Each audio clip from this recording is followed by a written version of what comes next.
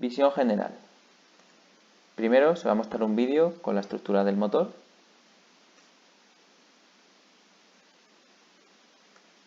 El hardware.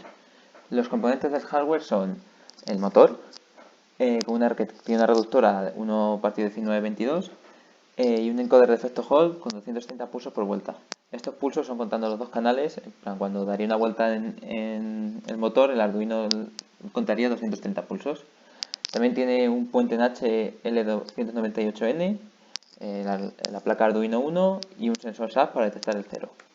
Vale, aquí están, Arduino, el puente en H, el motor y el sensor. Como se puede ver, la base de la estructura es de madera, el motor está anclado a la madera por una abrazadera, el sensor SAR está pegado y el Arduino y el puente H están atornillados, de tal forma que hemos dejado suficiente espacio por si hubiese que añadir más componentes. El software. El software está formado por un código en Arduino, que es el que se encarga de controlar el motor, y una interfaz de NavDesigners, que es donde nosotros controlamos el motor, le demandamos órdenes y este se encarga de comunicarse con Arduino.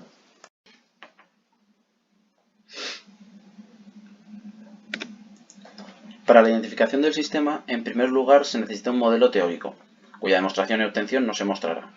El motor es un sistema de segundo orden, con dos polos y ningún cero. Podemos ver la función de transferencia genérica para un sistema de estas características en la pantalla. La entrada al sistema es voltaje, la señal PWM generada por Arduino. La salida es la velocidad, medida por los encoders, cuyo valor se mostrará en revoluciones por minuto. Se ha observado que la respuesta no es lineal, por lo que se realizará un cambio de variable logarítmico. En la gráfica se puede ver la respuesta de la velocidad en función de la entrada X, un mando rotativo de 0 a 100 que se transforma de forma proporcional a la señal PWM de 0 a 255. Haciendo una transformación inversa de la aproximación logarítmica, obtendremos el valor PWM que se necesita para obtener las RPM deseadas. Hay que mencionar que esta linealización solo es necesaria al ensayar el motor en cadena abierta, pues en cadena cerrada con el controlador PID ya no será necesaria. Ante la entrada a escalón podemos ver el efecto positivo de la linealización. La señal roja es la velocidad pedida y la señal azul la velocidad medida. Del mismo modo, con las entradas rampa también se mejora el comportamiento. Esto supone una ayuda para poder analizar el sistema. Al no poder realizar una caracterización dinámica normal por ser un sistema muy rápido, se ha recurrido a la herramienta de MATLAB System Identification. Con ella, al introducir los datos de entrada y salida en función del tiempo, retorna las funciones de transferencia con el número de polos y ceros deseados, que mejor se adapte a los datos. En este caso, en la entrada de escalón, vemos que las que mejor se adaptan son las que tienen dos polos y ningún cero y la que tiene un polo y ningún cero. Con la rampa pasa lo mismo, las dos que mejor se adaptan son las que tienen un polo y ningún cero y dos polos y ningún cero. Dado que nuestro modelo teórico esperaba una función con dos polos y ningún cero, elegiremos esta antes que la que tiene un único polo, por ser fieles a nuestro modelo. Cruzando datos, pues la obtenida para el escalón y la rampa son distintas, nos quedaremos con la función de transferencia obtenida en el escalón. Podemos ver su función de transferencia en la pantalla. Por último, necesitamos entender qué representa esta función de transferencia. El coeficiente de amortiguamiento es mucho mayor que 1, por lo tanto, nuestro sistema es sobreamortiguado. Al ser la ganancia estática muy cercana a 1, ante una entrada de escalón, la salida será muy similar. Esto confirma que la linealización con la transformación logarítmica ha sido un acierto. Control de velocidad. Primero se ha seleccionado el tipo de regulador. Nosotros hemos escogido un regulador PID, aunque la acción derivativa es muy pequeña, casi nula, por lo tanto se puede considerar como si fuese un PI. Para ello se han ajustado las constantes de forma manual, tomando como referencia un escalón de 400 revoluciones por minuto. Primero se ha ajustado la acción proporcional hasta que el sistema empieza a oscilar. Después se ajusta la acción integral para corregir este error oscilatorio y también conseguir que el error de velocidad sea nulo. Y con la acción derivativa se han pulido algunos detalles.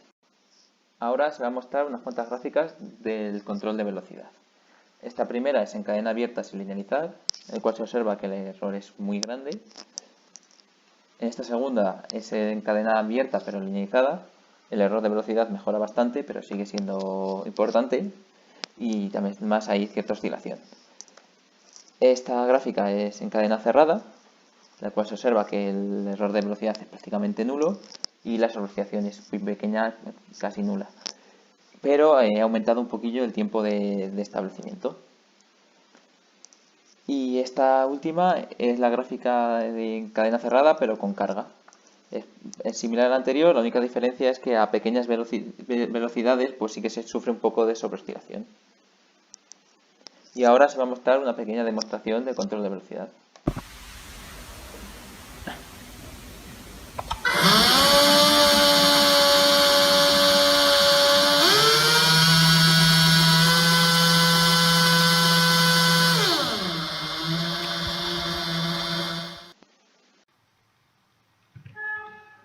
Para implementar el control de posición, lo primero que hicimos fue poner un transportador de 360 grados en el motor, junto con una señal o flecha de cartón y un Sharp, como diremos en la diapositiva siguiente. La flecha de cartón, no muy pesada, nos sirvió para comparar la posición que pedíamos frente a la que daba el control. Para ajustar el regulador, una vez codificado en Arduino y también en la aplicación en MATLAB, donde aparecían las gráficas, íbamos pidiendo escalones de posición, como vemos en esta gráfica, en la que la referencia es la roja, la salida del PID es la amarilla y la posición final es la azul. Íbamos modificando las constantes para que saliera lo más exacto posible. Primero la acción proporcional, luego la acción integral y finalmente la acción derivativa. Resultó, como pudimos experimentar, que no hacía falta la acción derivativa, porque la acción proporcional junto con la acción integral bastaba para que tuviera la exactitud razonable que queríamos. Para fijar el cero de la medida de la posición angular, hemos implementado un Sharp en el grado 0 del transportador de ángulos, como podemos ver. Y hemos codificado una rutina de búsqueda del cero en Arduino. Exactamente escribimos en una función reset, donde primero hace la rutina de búsqueda del cero y luego pone los pulsos a cero después. A esta función la llamamos siempre al cambiar el control de velocidad, de posición o trayectorias.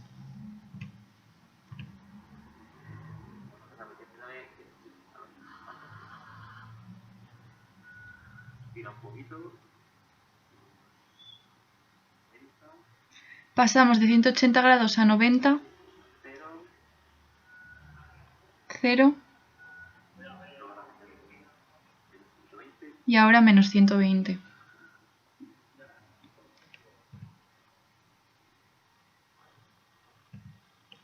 Viendo esta interfaz del App Designer podemos ver cómo es la respuesta con la carga pesada, es decir, con una flecha en vez de cartón de madera. Podemos ver que sale peor la respuesta con una carga más grande que con una carga más ligera.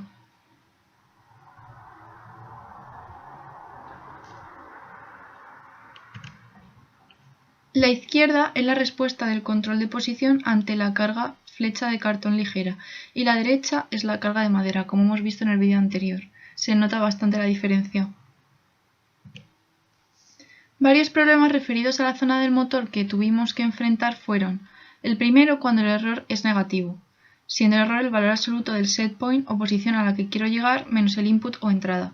Si el input era mayor que el setpoint, lo solucionamos cambiando los signos.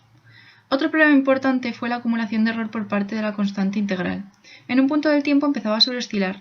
La reseteamos de dos formas, una por Arduino, si el error era mayor que 50, y otra modificando la librería que utilizamos para el PID, librería pid.v1.h. Si el error es menor que 5, corrige el overshooting. Pone output sum a 0, siendo esta última la suma de las constantes integrales por los errores. La solución ha conseguido eliminar el problema, como vemos en esta diapositiva. La gráfica de arriba es la respuesta del control de posición antes que solucionáramos el problema de la acumulación de error de la constante integral, y abajo vemos la respuesta después de la solución. Vale, esta sería la interfaz, que tiene diferentes botones y gráficas y tal, con unos LEDs para indicar en qué posición estamos. Y bueno, en plan, primero se inicia comunicación en el puerto 3. ¿Vale? Aquí están los valores de las CAS, que se pueden poner los valores iniciales cuando se expulse, y si no se podría modificar ahí arriba. Luego podemos variante de control de posición, trayectoria y control de velocidad. Y aquí abajo tenemos unas gráficas donde se mostraría la posición y la velocidad del motor.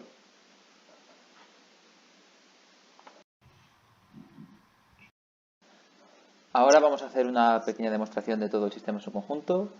Damos comunicación lo primero, ¿vale? Se enciende el LED, el puerto 3, vamos a que se vean los valores de velocidad de la escala de velocidad y posición y vamos a empezar haciendo un control de posición. Vale, le metemos 120 grados, vale, le subimos a 440, vale, volvemos al 0, tenemos un valor negativo, vale, 180, volvemos al 0, un poquito, vale, ahí vuelve. Pues vamos al control de velocidad ahora, a meterle 280 por ejemplo, vale, bien, plata. Subimos ahí 160, lo ponemos al máximo, no llega hasta un poquito, pero bueno. Volvemos a bajar, vamos a dar un valor negativo, pues vamos a probar, vale, y cambiamos ahora el control de trayectoria. Vale, vamos a meterle ahora una trayectoria, pues de por ejemplo 90, 180, 180, 270 y vamos a darle 80, 80 y 170. Vale. Si ahora le metemos otra trayectoria, pues ahora le metemos por ejemplo que cabe en 90, por ejemplo, que cabe en 0. 80.